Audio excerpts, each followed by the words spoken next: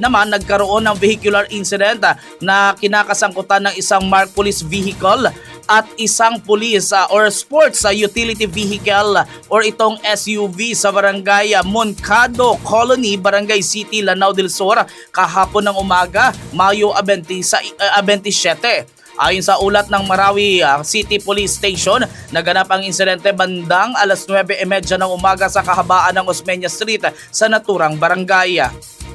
Sa paunang investigasyon naman, minamaneho ng isang pulis na nakatalaga sa Regional Civil Engineering Unit ng Police Regional Office BARM ang isang marked Toyota Hilux na mangyari ang insidente. Batay sa investigasyon mga kabombo, habang binabaybay ng naturang sasakyan ng Osmeña Street at papalapit sa isang intersection, bigla umanong tumawid ang isang Toyota SUV na minamaneho ng isa pang motorista dahilan upang magbanggaan ang dalawang sasakyan.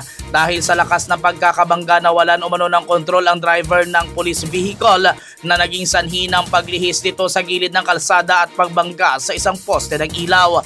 Nagtamo naman ng malaking pinsala ang parehong sasakyan bunga ng insidente. Matapos matanggap ang ulat, agad na rumesponde ang mga tauhan ng Marawi City Police Station upang beripikahin ang insidente at magsagawa ng investigasyon.